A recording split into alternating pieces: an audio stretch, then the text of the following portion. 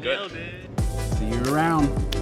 You feel that they will come. Right. So that's not the case anymore. Through that suffering and through that community, I became a better Catholic. Welcome back. I'm Darnell Miller, and today I'm in Dallas, Texas at the Evangelical Catholic Conference, Priests for an Apostolic Age. And today I have the pleasure to sit down with Nick Meyer and Deacon Michael Halbrook, who are with Exodus 90. Thank you for being here with me. Thank you. Yeah, it's a joy to be here. Thanks, Darnell. So we're talking about the Apostolic Age here in this conference. How do you think that manhood factors into that? Well, yeah, I think men, taking their place as leaders within their homes, within the relationships where they find themselves, even as leaders within their parishes, is something we've had a gap in, right? Within the church, within the world. And Exodus, one of the reasons we're excited to be here is because we help with that. And we not only empower the man to find a new freedom and to find himself in that call, but also to invite others into it. That's how Exodus has grown, is one man has that experience, invites another man. So it's kind of the heart of what we're talking about here at the conference. And so it's an experience of community that they have, right? So it's a very natural growth in that it's relationship based. Right. So how do you find that the relationship aspect of Exodus 90 helps form men in positive ways? Yeah, I think it's a necessary component, right, of the gospel in and of itself, right? Jesus came to share this message, this relationship with us. He's relational, and then he got 12 guys to hang out with him, right? And he demonstrated that in and through his life with them, and therefore we're called to that. We're called to model that as well. And so Exodus 90, that is one of the pillars is fraternity, and that communal aspect of journeying together as brothers in the faith, and to be free from our attachments so that we can be a gift of self to others around us. But there's such a critical component of those brothers that you form in that bond of that journeying together, so that therefore then you can go out. Mm-hmm. And I understand that you guys recently started your 90 days leading up towards Lent and Easter. Tell me a little bit about that process and what that looks like for the men who are involved. Yeah, sure. So Exodus started as this thing called Exodus 90, which traditionally was done in the 90 days leading up to Easter. And it really journeys, the prayer side of it is journeying through the book of Exodus with daily readings and reflections that the men journey through together. That also kind of parallel that Exodus, that journey of the Israelites to their freedom. It taps into that current. And then pairs that with that experience of fraternity that Nick was talking about. So you're doing this with a group of brothers, as well as a list of asceticisms that you do, which is teaching us to free ourselves of these things that we didn't even realize we were attached to in the world today.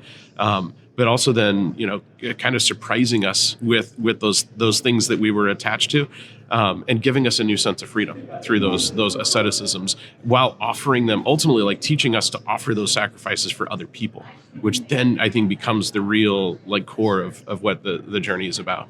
Yeah, and I think that's beautiful that it attacks, or it focuses on multiple senses and multiple aspects of a man's personality, of their, the physical, the spiritual, the emotional, and it develops them across the board. And not just focuses on to be a man, you need to be strong, work out. It's like, hey, you need emotional intelligence as well. And you also need to have a good spiritual life. And you need to tackle them in tandem because they all affect each other. Exactly. Yeah. And the human side, right? Just the simple, and Exodus is we're not set up to totally tackle any of those pillars in and of ourselves, right? A lot of times men come into Exodus and they're seeing that spiritual growth and they realize this human weakness that they have, that they also have to go find the right help for. And I think in fraternity, finding that encouragement to go seek what you need to become a fuller, healthier man is to me, it's one of the strengths that I've seen in my own fraternity. Mm-hmm. So the conference is called Priests for an Apostolic Age. Neither of you are priests.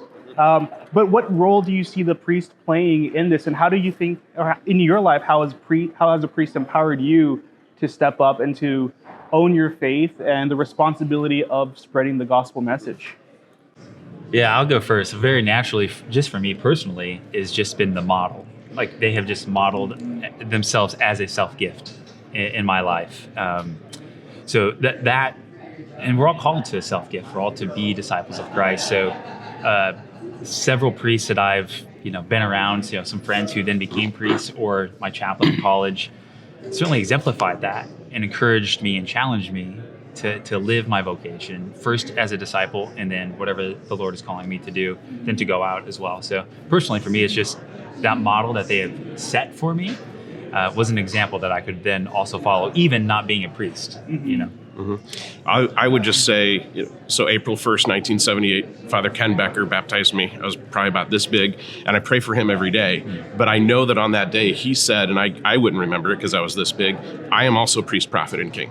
And we all are, right? So I think that's one of the things the priests here are really talking about and thinking about is how do we do, what we do, they do as priests, but also then energize every faithful in their priesthood to go out to the world, right? And that's what we as deacons are there to do, is to call people into that. So it's exciting to see this happening, this conversation in the church. Yeah, and I wanted to point out that as a deacon, you have a very interesting role in this because, yes, you are, you have a foot into the life of clergy, but then you also have a foot in, the quote unquote real world, Right. The everyday life, the working world, right? And so how has your being a deacon is shaped or informed the way you understand reaching out to people in evangelization? It's almost impossible to put into words, right? Like your 2 feet analogy is really apt because you can find yourself drowning on either side of that if you're not careful. And you have to find this balance, and everyone of the faithful has to find this of drawing that strength from the church and the sacraments. And certainly I can feel the grace of ordination a lot of times when I walk out into the world, because people also know that I'm a deacon. They know I'm a member of the clergy, and they'll come to me with things that they would have never come to me about before. So I'm even more of a witness, even more of a presence of Christ the servant in those places. So developing those boundaries so that you don't drown, but realizing God's using you in a really different, unique way. And likewise, you're still calling all of those other people out in that lay space with you to do much of the same, because that's what the church needs in this age. Yeah, absolutely. Nick, Deacon Michael, thank you for taking the time to sit here and talk with me today. Thank you. Thanks, Darnell. All right. And thank you guys for watching.